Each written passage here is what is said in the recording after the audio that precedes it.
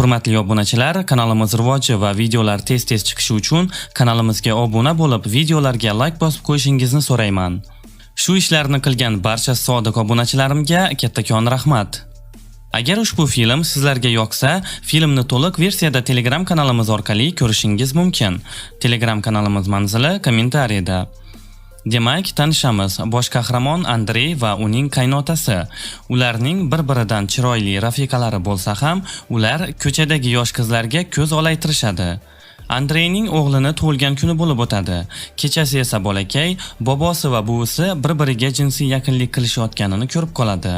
Chunki ularning uyi Andreylarning uyini ro'parasida edi. Va albatta bolakay ko'rgan narsalarini otasiga aytib beradi. Ertasiga esa qaynota va kuyov ko'chada ketishayotganda bolakay ko'rib qolganini qaynotasiga aytadi. Bundan keyin Andrey bilyard o'ynagani boradi va buni qarangki, o'sha yerga uning qaynotasi ham kelib unga qo'shiladi.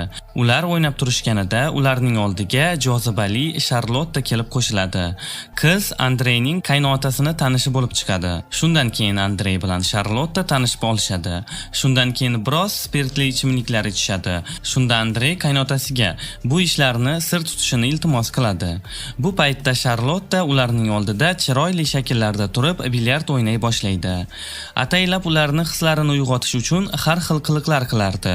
Keyin Andrey qarab tursa, qizcha tursigini yechib sochiga o'rab qo'yadi. Qizning figurasidan Andrey gapira olmay lol qolgan edi. Xullas, bo'lib o'tgan bu ishlardan keyin qiz Andreyning qaynotasi bilan ketadi. Andrey uyga kelgach, xotini u homilador emasligini aytadi. Shunda yigit ayb kimda ekanini so'raydi. Ma'lum bo'lishicha, muammo erida ekanini qizga doktorlar aytib bo'lgan ekan. O'sha kundan keyin Andrey Charlottani o'ylab yurgan edi va ertasi kuni ishga kelganida uni Charlotte kutib o'tirgan ekan. Xullas, biroz u yoqdan bu yoqdan gaplashishadi, ovqatlanishadi. Keyin esa ular jinsiy yaqinlik qilishadi. Uyga borganda Andrey darhol yuvinishga kirib ketadi. Shunda uning xotini qizlarning atirini sezib qoladi va bu ham yetmagandek uning cho'ntagidan Charlottening tursigini topadi. Juda achinarli holat, to'g'risi. Qayerdan cho'ntakka tushib qolgan bilmadim endi to'g'risi. Shundan keyin er-xotin o'rtasida janjal kelib chiqadi albatta. Kuyov bo'lgan ishni qaynotasiga aytib beradi. Shunda uning qaynotasi bunday vaziyatlardan qanday chiqib ketishini o'rgatadi. Bu erkak umri davomida qanchadan qancha qizlar bilan yurgan ekan. Alisa va onasi o'zaro erlari haqida gaplashishadi. Shunda Maria uning otasi ham nechta qizlar bilan yurganini aytib, qizni tinchlantiradi. Charlotte raqsga tushib turganida uning oldiga Rodolf keladi va uning tursigini berib ketadi. Rodolf, ya'ni Andreyning qaynotasi, o'z xotiniga sovg'a beradi. Bundan ayol juda xursand uyiga qaytayotgan edi, ammo uni mashina urib vafot etadi. Shu tariqa endilikda Andreyning shilqim qaynotasi yolg'iz qolgan edi, ammo u ko'p vaqt o'tmay avvalgi o'ynashlari bilan uchrasha boshlaydi. Bir kuni Andrey va Charlotte mashinaning ichida o'z shahvatlarini qondirishayotgan edi. Shunda kutilmaganda mashina yurib ketadi va to'g'ri borib daraxtga uriladi. Mashinaning rasvosi chiqadi lekin. Vaqtlar o'tadi. Andrey o'z xotinini ham, Charlottani ham o'z vaqtida qondirishga harakat qilar edi va qaysidir ma'noda buni uddasidan ham chiqardi. Bu orada Andreyni sog'inib qolgan Charlotte ular ishlaydigan restoranga ishga keladi.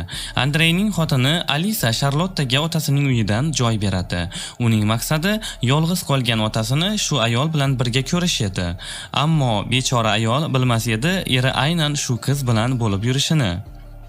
Kunlarning birida Andrey qaynotasi ishga ketishini poylab turadi va u ketishi bilanoq Charlottening yoniga kirib, "Nimaga bunday qilding?" deb so'raydi. Shunda qiz uning bo'yniga osilib olib, "Senga yaqinroq bo'lish uchun" deydi. Keyin esa ular yana jinsiy yaqinlik qilishadi. Alisa oynadan qarab Charlotte'ni mazza qilayotganini ko'radi va hislari uyg'onib, eri Andreyga qo'ng'iroq qiladi. Bo'layotgan narsani aytib, "Meni ham shunday qil" deb iltimos qiladi. Bu orada Charlottening yoniga Rodolf qaytib keladi. Shoshib qolgan Andrey esa derazadan tushib zo'rg'a qochadi. Buni qarangki, endi poylash navbati Charlotteniki edi. Andrey uyiga kelgach, albatta xotini bilan ham bo'lishi kerak edi. U sezib qolmasligi uchun va ayni ular birga bo'lishayotganini Charlotte ko'rib qoladi va Andreyni rashk qila boshlaydi. Ertasiga oshxonada Charlotte va Andrey bor edi. Shunda ularni Alisa kuzata boshlaydi, shubhalanib. Ammo shu payt Alisaning orqasidan bosh oshpaz kelib ushlay boshlaydi. Buni qarangki, hali Alisaning o'zi ham oppoq emas ekan. Shu erkak bilan bo'lib yurar ekan. Xullas, Charlotte boshqa restoranda gaplashamiz deb sirli maktub qoldirib ketadi. Buni esa Alisa darhol aniqlaydi va ularning ketidan o'sha restoranga yo'l oladi. Restoranda Charlotte va Andrey uchrashishadi. Biroz o'tmay janjallasha boshlashadi. Shu payt kutilmaganda Alisa kirib keladi. Qo'rqqanidan Andrey darhol yashirinadi. Charlotte esa Alisaga men bilan birga o'tir, hozir yigitim keladi, homilador bo'lib qoldim deydi. Bu orada Andrey ofitsiantlar yordamida zo'rg'a u yerdan qochadi. Omadliligini qarangki, u yerga qaynotasi ham borib qoladi va nima qilishini unga tushuntiradi. Alisa esa bolaning otasi kimligini so'raydi. Hamma gapdan xabardor bo'lgan qizning otasi bola mendan deb aytadi va Alisani bunga ishontirishadi. Qizining ko'z oldida unga turmushga chiqishini so'raydi. Qiz u yerdan ketib uyiga borsa, eri Andrey unga romantik kecha tayyorlab qo'ygan edi. Shu kundan keyin Charlotte bilan aloqalarini uzib tashlashadi. Alisa ham Andreyga homilador ekanini aytadi.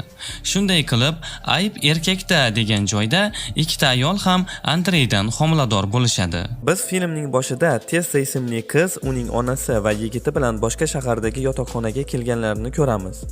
Ular Tessaning xonasiga kirishlari bilan xonadosh qizlarini ko'rishadi va tanishishni boshlashadi.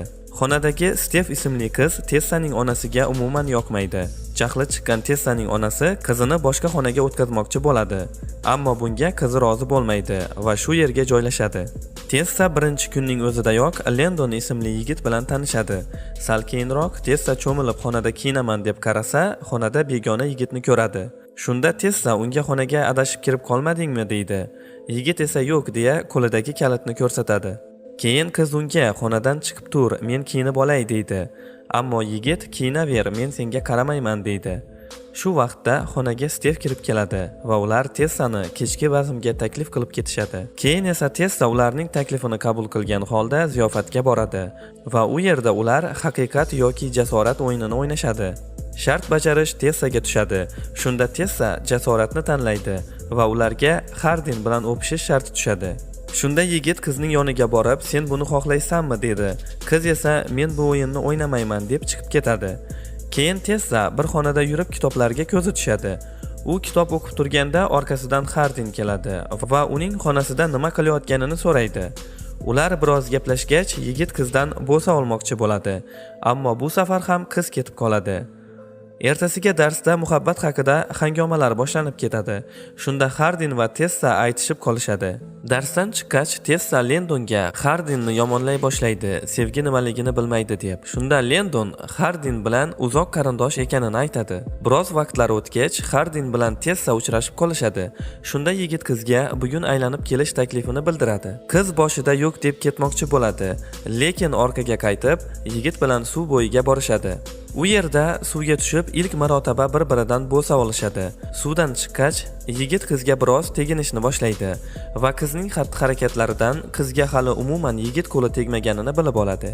Bundan keyin esa ularning kafeda o'tirganlarini ko'ramiz. Shunda ular yoniga do'stlari kelishadi. Tessa qarasa, Hardin ularni birga ko'rishganlaridan uyalayotganini sezadi va ular janjallashishadi. Shunda yigit qizga, "Men hech kim bilan uchrashmayman, sevgi bu yolg'on" deydi. Bundan keyin Tessa jahl bilan u yerdan ketadi. Keyin esa Hardin Tessani rashk qilib yigitlar bilan urushib yurganlarini ko'ramiz. Kechqurun Lendon Tessaga qo'ng'iroq qilib, "Kel, yordaming kerak" deydi. Qiz borib qarasa, Hardin o'lgunicha ichgan ekan. Keyin Hardin shisha sindiradi. Qiz uni yig'ishtiraman deb qo'lini kesib oladi. Shu tariqa ular uy ichiga kirib ketishadi va tunni birgalikda o'tkazishadi. Ertasiga Tessa turib telefonini qarasa, uning yigiti naqd 7 marotaba qo'ng'iroq qilgan. Qiz Noyaga barchasini tushuntirmoqchi bo'ladi, ammo uning yigiti Hardinni ko'rgach, barchasini tushunib, alam bilan qizni ham eshitmasdan u yerdan ketadi. Qiz juda qayg'uda edi Noya bilan ajrashganidan. Biroz vaqtdan keyin Tessa va Hardin har kuni uchrashadigan bo'lib ketishadi, chunki ular o'rtasida sevgi paydo bo'ladi. Ular darslardan ham qochib birga aylanib yurishardi. Keyin esa buni qizning onasi bilib qoladi va qizi bilan qattiq janjallashadi. Hattoki shu yigit bilan orani ochmasang, o'qishingga pul ham bermayman deydi. Bularning barchasidan xabar topgan Hardin juda go'zal uyda Tessa bilan birga yashashni taklif qiladi va ular birga yashashni boshlashadi. Kunlarning birida ular uyda yotishganda Hardinga tinmay xabar keladi. Qarasa yigit yo'q. Tessa borib SMSni o'qib ko'rsa, Molly ismli qiz Tessaga hali haqiqatni aytmadingmi? Bo'lmasa o'zim aytaman, uchrashib olaylik deb yozgan. Shu payt Hardin kelib qoladi. Qiz va yigit yana janjallashishadi. Keyin esa yigit qizga "Menga ishonasanmi?" deydi. Qiz esa "Albatta" deb javob beradi. Yigit esa "Unda muammo yo'q" deb chiqib ketadi. Qiz uni kuni bo'yi kutadi va kechqurun Tessaga Hardinning eng yaqin do'stidan xabar keladi. Xatda qizni kafega kelishi yozilgan edi. Qiz darhol kafega boradi, ammo u yerdan yigitini topa olmaydi. Shunda Molly undan "Sizlar birga yashayapsizlarmi?" deb so'raydi. Tessa esa "Ha, biz birga yashaymiz" deb javob beradi. Tessa qarasa, hamma narsa shubhali edi. Shu payt Hardin ham keladi va shu kun uning asl yuzi ochiladi. Aslida Hardin Tessani yoqtirmagan. U faqatgina bahslashuvda yutish uchun harakat qilgan ekan. Bu narsalardan keyin qiz qattiq shokka tushib qoladi. Hardin esa "Men hozir seni sevaman. Bu bahslashuv paytida seni qanaqa ekanligingni bilmas edim. Bahs payti sevmaganman, hozir sevaman" deb gapiraveradi. Ammo qiz uni tashlab ketadi. Shundan keyin Tessa o'z uyiga qaytadi va onasi bilan yarashib oladi. Keyin esa oldingi yigiti Noya oldiga ham borib, undan kechirim so'raydi va ular yarashib olishadi. Birozdan keyin o'qituvchi barchani tabriklab turadi-yu, Tessaga qarab, "Ushbu xat senga Hardindan kelgan bo'lishi kerak" deb aytadi. Qiz xatni o'qishi bilanoq Hardin uni chinakam sevishini tushunib oladi va ular ilk bor o'pishgan suv bo'yiga borib o'tiradi. Birozdan so'ng uni yoniga Hardin ham kelib o'tiradi va film shu nuqtada o'z nihoyasiga yetadi. Hurmatli obunachilar, kanalga obuna bo'lishni va videoga like bosishni unutmang. E'tiboringiz uchun rahmat. Xayr, salomat bo'ling.